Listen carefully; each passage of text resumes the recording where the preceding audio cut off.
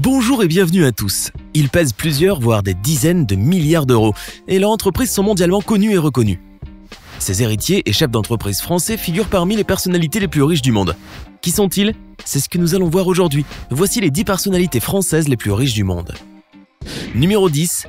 Patrick Drahi, Altice.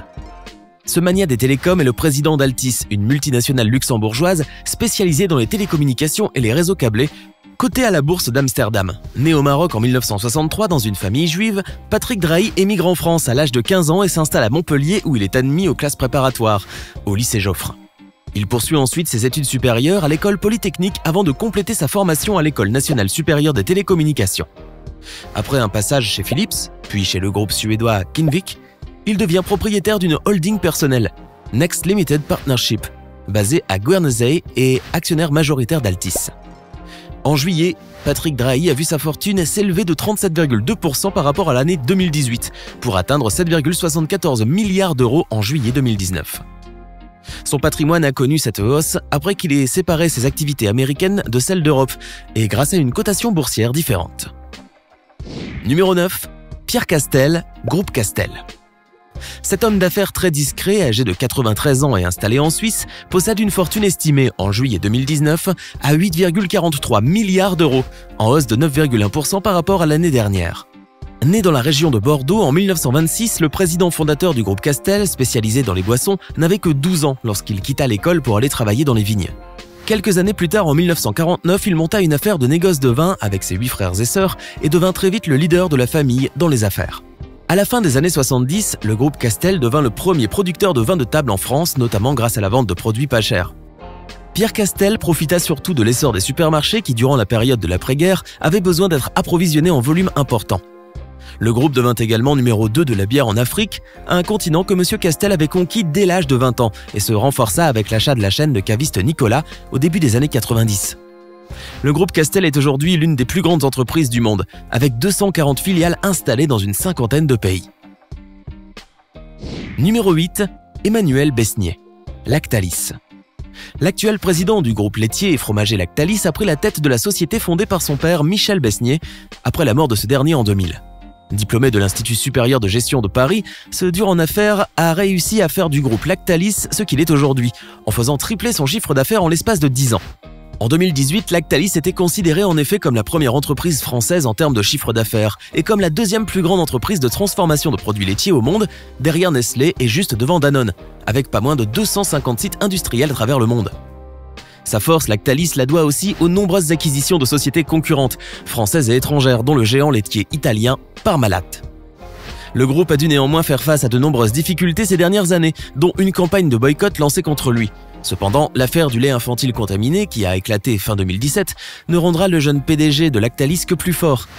Très connu pour son extrême discrétion, l'homme qui ne parle jamais a dû sortir de son silence et faire preuve de plus de transparence pour mettre les choses au clair, en jouant la carte de la communication. Chose qui a peut-être influé positivement sur la fortune de la famille fondatrice. En juillet 2019, la fortune d'Emmanuel Besnier était estimée à 12,99 milliards d'euros. Numéro 7. Alain et Gérard Wertheimer, Chanel. 20,90 milliards d'euros, c'est la fortune estimée en juillet 2019 des héritiers du groupe Chanel qui a été fondé dans les années 20 par Pierre Wertheimer. Vous l'ignoriez peut-être, mais la maison de luxe spécialisée dans la haute couture, le prêt-à-porter et les parfums n'a jamais vraiment appartenu à Coco Chanel, puisque cette dernière ne détenait que 10% des actions, contre 90% pour Wertheimer et Théophile Bador, le propriétaire des Galeries Lafayette. Après la guerre, Pierre Wertheimer est devenu l'unique propriétaire de la société. Ses petits-fils Alain et Gérard ont par la suite repris le flambeau et réussi à développer la société pour en faire une prestigieuse maison de couture et en embauchant notamment Karl Lagerfeld comme directeur artistique. Depuis, la fortune de ces deux patrons très discrets qui détiennent la totalité du groupe de luxe a connu une belle hausse. Numéro 6. La famille Dassault, groupe Dassault.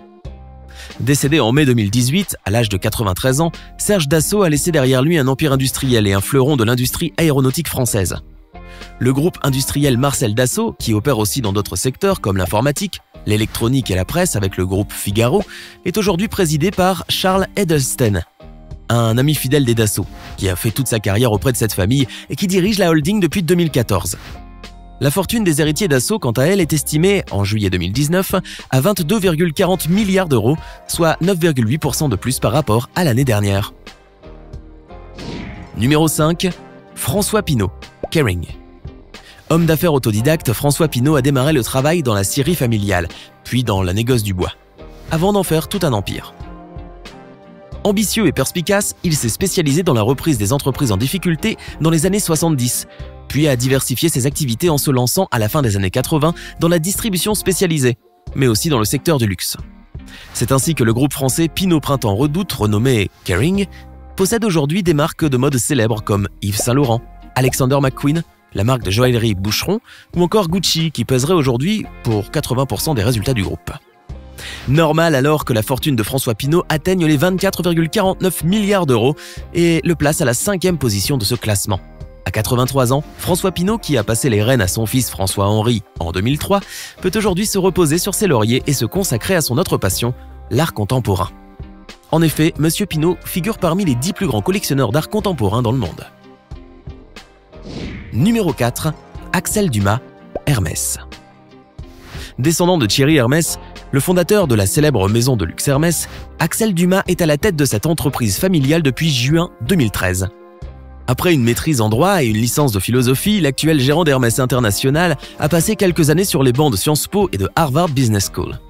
Une fois diplômé, il a d'abord travaillé au sein de l'entreprise Paribas, en Chine, puis à New York avant de rejoindre le groupe familial Hermès en 2003 à la demande de son grand-père Jean-Louis Dumas, car la famille Hermès voulait remettre le groupe entre les mains de ses membres. Axel Dumas a occupé les postes de directeur général de la bijouterie, puis celui de la maroquinerie, et enfin celui de directeur des opérations avant d'être nommé directeur général d'Hermès Bijouterie en 2006, directeur général d'Hermès Maroquinerie Sellerie en 2008, puis directeur général des opérations d'Hermès International en mai 2011.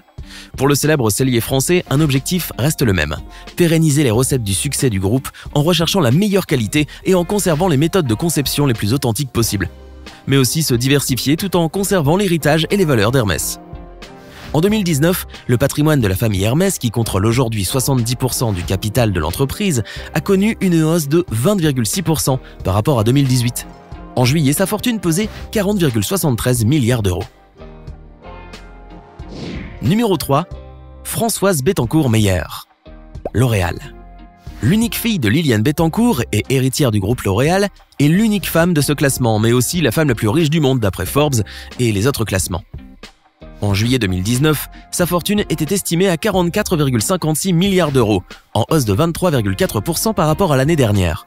Pourtant, malgré sa fortune et les parts qu'elle détient avec son mari Jean-Pierre Meyers et leurs deux fils, Madame L'Oréal n'a rien d'une femme d'affaires.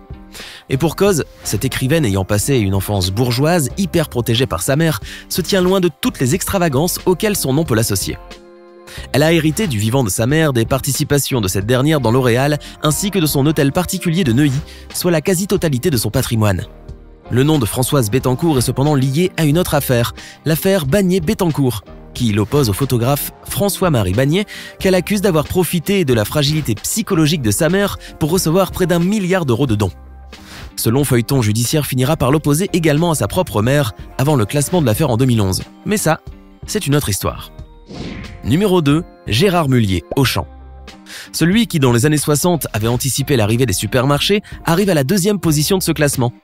Le fondateur du groupe de distribution Auchan, qui compte de nombreuses anciennes, telles que Auchan, Decathlon, Kiabi, Leroy Merlin, a d'abord démarré dans l'entreprise familiale Fildar, spécialisée dans le textile. Mais c'est après un voyage qu'il effectue aux États-Unis à la fin des années 50 et en s'inspirant du modèle Carrefour qu'il ouvre son premier magasin en 1961 à Roubaix, dans l'une des anciennes usines de Fildar dans le quartier des Auchan. Gérard Mullier nomme le magasin en référence au quartier, mais change l'orthographe en le faisant commencer par un A, afin de le faire paraître en premier dans l'annuaire. Après des débuts difficiles, l'homme d'affaires aguerri connaît la réussite auprès des clients en cassant les prix de ses produits et en vendant plus. La suite, vous la connaissez. L'empire de Gérard Mullier est aujourd'hui l'un des plus grands groupes dans le monde et pèse environ 100 milliards de chiffre d'affaires.